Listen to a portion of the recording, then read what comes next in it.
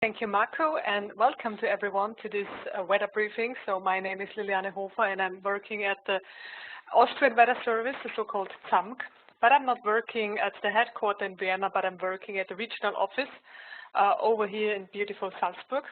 And what I now want you to do is take a pen, take a marker, and show me where you are from. Okay, I hope you all know how to do it. I see some first arrows. Okay.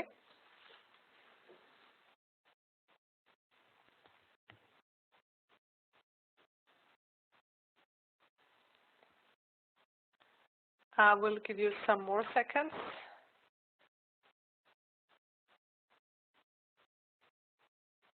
Okay, also some attendance from other countries. Nice.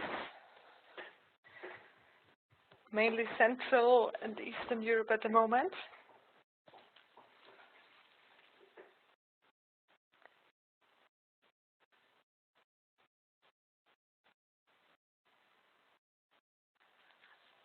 Okay, so thank you. Today's main topic of this weather briefing, in the first half at least, will be the actual heat wave that is haunting the western and central parts of Europe. And so I would like to start by showing you the temperature records that have so far been measured. So big thanks also to Julia König, who helped me making this nice list of records. And so you see the all-time record for Europe is about, or the official record for Europe is 48 degrees, and it was measured in Athens in Greece. And I have to say that about 70% of all these records have been measured in the last 10 to 15 years. So we really see that, yeah, it's getting hotter and hotter every summer. But let's see, how does the situation look like now? So what are we dealing with? Let's start with what is a heat wave, because we often hear, oh, okay, heat wave is coming, but what is it? There's an exact definition, and it says that we can speak of a heat wave if the maximum temperature lies above 30 degrees for more than 3 consecutive days, and it lasts as long as the maximum temperature does not fall below 25 degrees. Then we can call it a heat wave. And what I didn't know in the beginning is that due to recent studies in Europe, every year 28,000 people die due to heat or to heat waves every year. And the heat wave of 2003 was the deadliest natural disaster of the last 100 years, because over 70,000 people died because of it. So heat is really, really a big problem nowadays. And not only the heat, but especially the felt temperature is of note. So not only the air temperature, but also the wind chill and the humidity are relevant. And when we're talking about the humidity, the dew point is a very important measure. So if the dew point is above 15 degrees, we can speak of sultry conditions, which are very straining for the cardiovascular system. And what is also very important for the physical comfort is the nightly minimum temperature. So if the temperature is not sinking below 25 degrees, so your body cannot really take a good rest. So just that you have that in mind when you hear about heat waves or about the fatalities, that it's really a major issue. But how does the situation look like these days? So I have here the infrared picture, the 10.8 image, and the geopotential height in 500 hectopascal from Monday. And you see here this ridge over Western Europe is already developing, and you see the air is coming from Northern Africa to Western Europe. And it looks like a very stable pattern, because you see here these upper level lows, which make this configuration very stable. So let's take a look at the temperature. As we said, it has for a heat wave, we have to have 3 consecutive days of temperatures above 30 degrees. So the heat wave, at least on the Iberian Peninsula and in France, it already started on the last weekend. We have here widespread areas with temperatures above 30 degrees. But in Central Europe, it was Monday when the first 30 degrees were measured.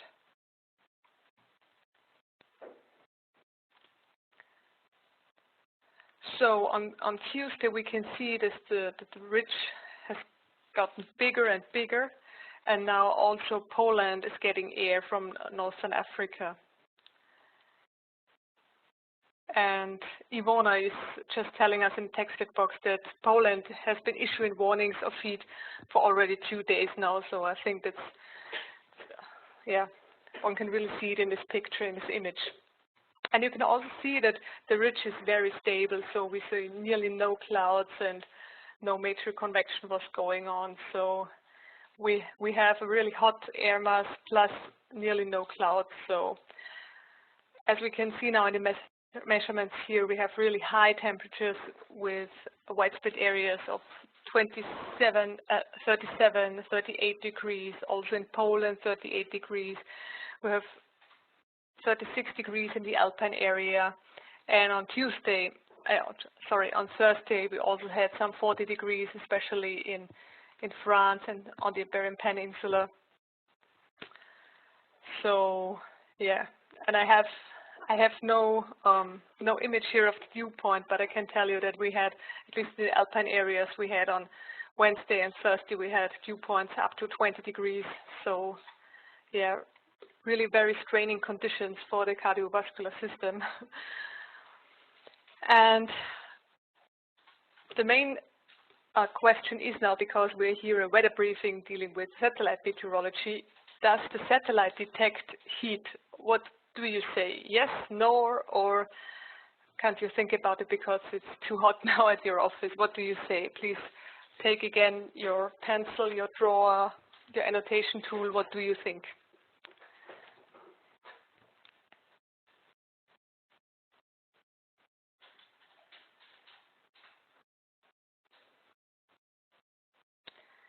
Okay, I think most of you get it, that it's just a rhetorical question if I ask it during the weather briefing. Yeah, okay, so, or let's say it's more or less a yes and no. So we can detect heat with the satellite, but on the one hand, not in the straightforward way. So we have the air mass RGB, which detects whether the air mass is tropical or polar, but we have also some side effects with this air mass RGB. But let's start with the recipe. You see here in this RGB on the red beam, we have the water vapor difference between these 2 water vapor channels. So the red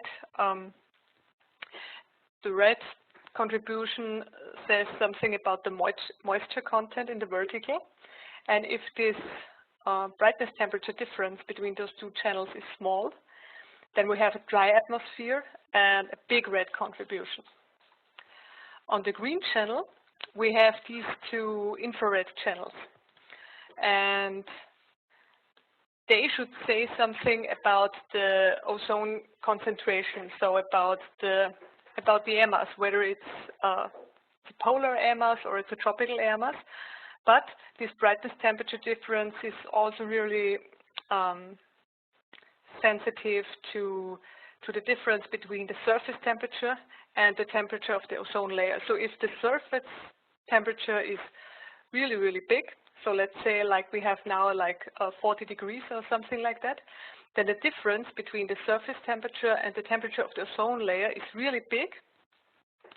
And then it might look like then the green contribution might be very small, like it's the case when the air mass is polar. So you can not only see the air mass with this RGB, but you can also see whether it's very hot on the surface or not. And on the blue beam, we have the upper level moisture with this water vapor channel. So under normal conditions, greenish colors are assigned for warm air masses, bluish colors for polar air masses, and red colors indicate a PV anomaly.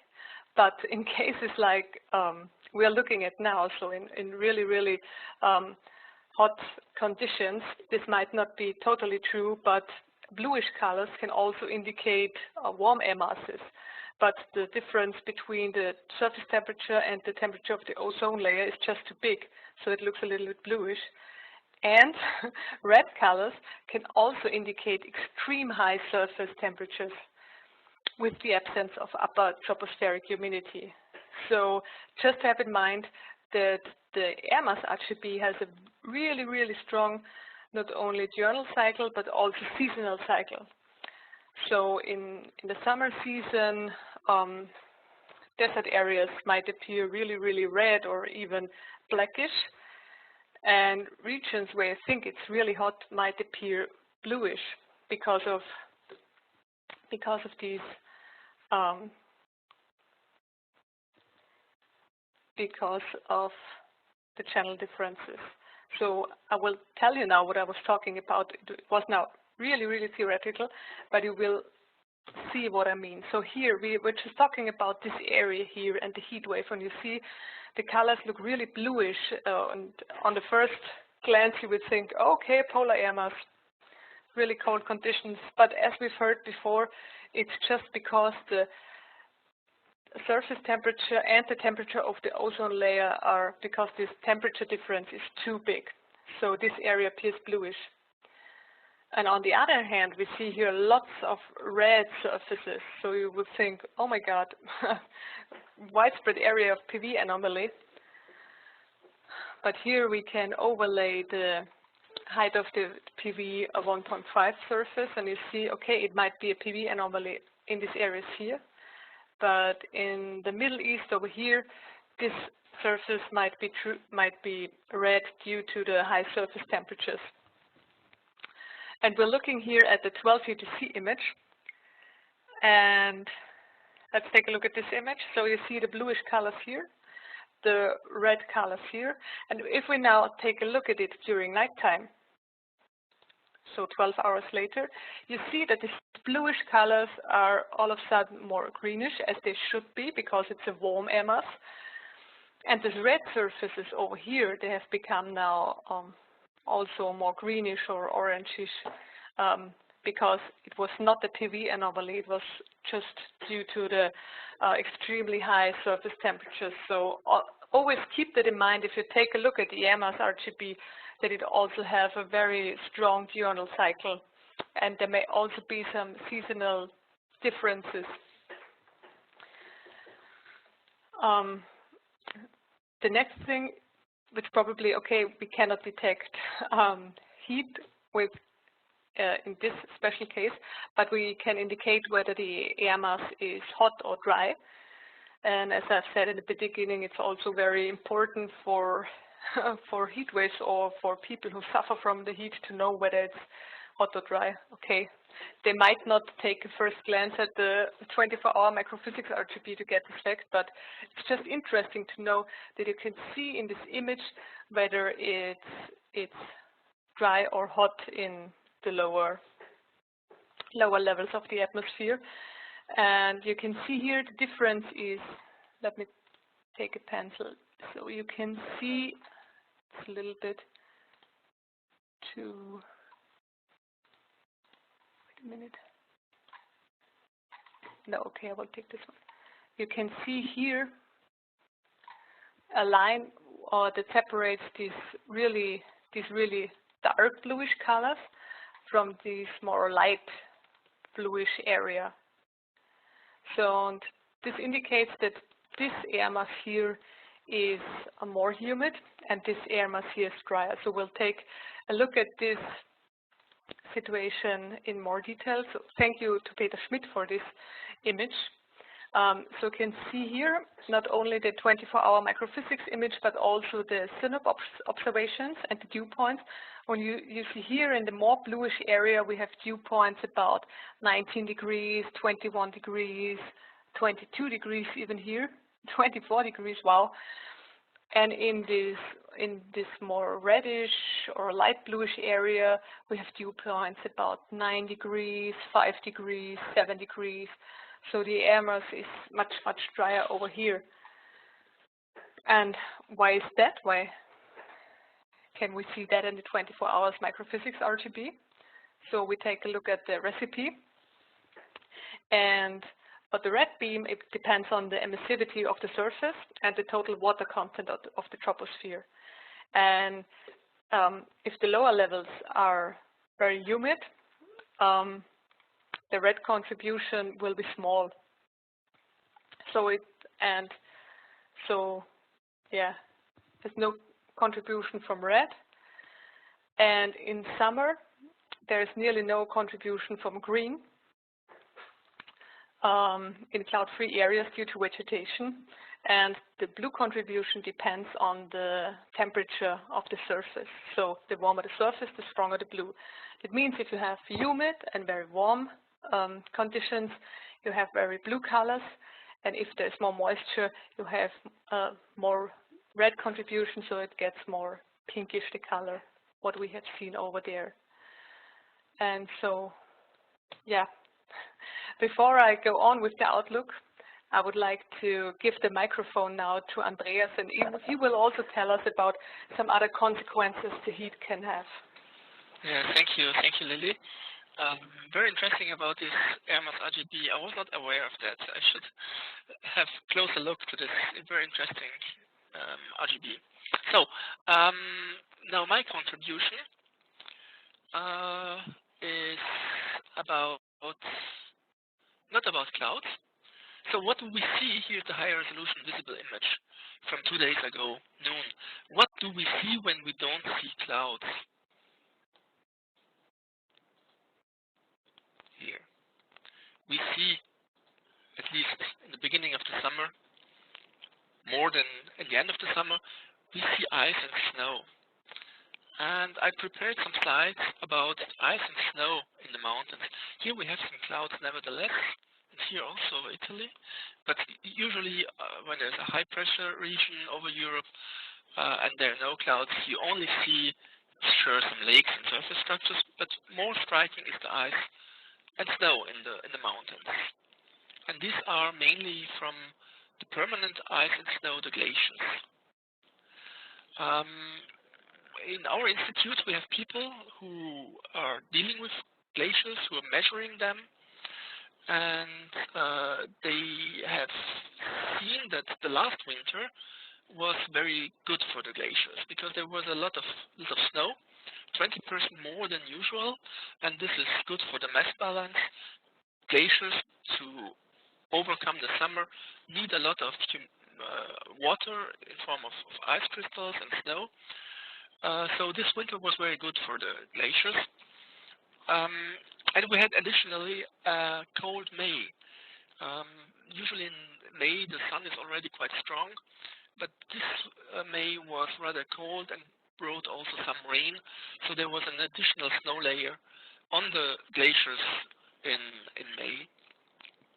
So each year, around May, because this is the period when the glaciers have the maximum expansion, the volume of the glaciers is measured, and this is done from the snow height and the snow density. And to do this, people are digging holes and measure the vertical profile of snow density.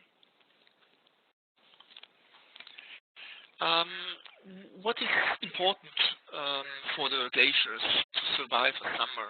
Which factors to affect a glacier? So, as I already told, it's the weather conditions, the heat waves. The hotter the summer, the more ice will melt. But we have also dust deposition or other dirt on the ice, and this reduces the surface reflectivity, and if the snow is not white anymore but dark, it will melt sooner or more rapidly. And last but not least, snowfall during the summer, during so-called cold air outbreaks, is also helpful for the glacier to survive the summer. So by the way, this is a photo I took during the last day of my holiday. It's Arlberg. I took it on 14th of June. It's a pass over the Alps. It's not very high. It's only 1,800 meters. And I was talking to the owner of this restaurant where I had a coffee, and he told me that 1 week ago everything was white. There was snow everywhere, and 1 week later, it was the week between the 10th and the 14th or 15th of June, the first heat wave in Austria and Central Europe. All the snow melted, and this is what's left. And he told me 1 week ago everything was white. Let's have a look at the largest glacier in the Austrian Alps. This is the so-called Pasterze. You see it here. This is the peak of the highest mountain of Austria, the so-called Großglockner, 3,800 something meters high, and this is the Pasterze. You have the ice. The ice is always a little bit darker than the snow because it's a bit dirty and not so reflecting the sunlight. And this is the situation as it is yesterday, 27th of June. And what is interesting is the evolution of this glacier. And you see here in this drawing here on the top that in the last years, at least since 1980, the glacier has been melting every year and lost a lot of this ice. And by the way, the name of this glacier is Pasterze, and this is the word comes from the Latin pastor, which means shepherd, something like that. And that means that in former times, in the medieval ages, this was an area where there was grass, and the people, the shepherds, were bringing their cows, sheep, whatever, in this area during the summer. There was no ice during the medieval optimum, and therefore the old name Pasterze from pasture reminds us that there was not always ice here. So what you can see here in these images is how the glacier reduces from year to year. 1938 is the oldest image. We had a big ice tongue, and this reduces from year to year until today. This is 2016, and 2019 it's even smaller. There's a nice webcam. You can also have a look at it.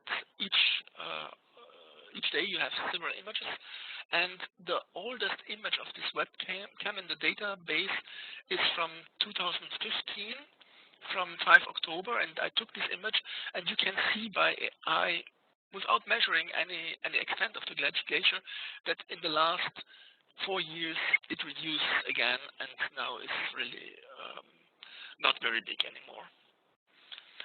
And by the way, this is an old picture I took myself. I was there for the first time and the last time with my grandparents visiting the glacier. It was in 1984. I was 15 years old, and I had a very bad camera, as you can see. But it should be a color photo, but it looks like a black and white photo. But you see the extent of the glacier. And by the way, here. You see the cascade of ice on both sides of this rock, and if I go back to the current image, there is no ice anymore here. You just see the rocks. Yeah. You see how much it's transformed from 1984 to nowadays. How big the glacier has lost ice due to the global warming. There's another important or interesting aspect is the content of the ice. There is the deposit of substances like sulfate and nitrate, and this is also continuously monitored by chemistry. And you see since the 1980s a clear reduction of these ingredients of nitrate and sulfate, and this is due to the progress and due to the laws which reduce the emissions from industry and from cars. So this is a very good news. On the other hand, the glacier is melting. This is not the glacier ice is more clean, but it disappears nevertheless. And yeah, I've been to another town in the Alps. It's called Seefeld in Tyrol. It's on a plateau, 1,200 meters, and there you find a lot of rocks which do not fit to the environment, which are they are so-called erratic blocks. That means they come from another region, and this is very nice displayed here on this table. They try to find out where these blocks you can find in the nature, where they come from, and due to the if you see where the origin of the blocks is and where they are found, they are often transported over more than 100 kilometers. And this is only possible if you have really big glaciers with large extensions over hundreds of kilometers. And this, of course, was not in the last 100 years. This happened during the last ice age, but you still can see from these blocks which lay on the surface how extended the glaciers were in the past. So this was my short report about the glaciers, and I give back to Lily for the outlook. Thank you. Thank you, Andreas. Let's see what the next days will bring. So today it will stay very hot. So Météo France is expecting a new temperature record for France, which is actual 44.1 degrees 44.1 degrees, and now they're expecting up to 45 degrees today in the southeastern parts of France. So it will remain hot also over the weekend, but on Sunday, let me fetch my laser pointer. On Sunday, you see the flow is a little has a little more westerly direction, and it will continue like this. So the flow will more and more turn to westerly directions, but we have to wait until Monday or Tuesday next week until this happens, and until then it will remain very hot, but hopefully also very stable. Yesterday we had some heavy thunderstorms in the northern parts of Austria, and I think also Eastern Europe. So Romania yesterday had really some severe convection going on. So at least in this area it should remain mainly stable apart from some thunderstorms. But yeah, okay, all of you who suffer from the heat on Monday or Tuesday, it should get at least a little bit better. And yeah, we have to say it's summer, so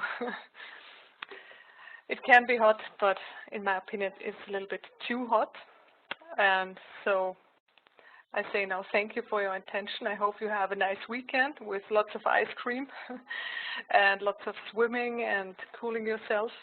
And I really thank you for your attention. I mean, we have 41 attendees on a really late Friday afternoon, let's say, at least for work conditions. And thank you for being here, and I hope I will see you next time for the next weather briefing, which will take part in July. I don't know, Andreas, if you know when it will be. Sorry, I don't, but it will be announced on the EUMeTrain webpage with the date. Okay. Oh, so I hope to see you there at the next weather briefing, and have a nice weekend. Goodbye.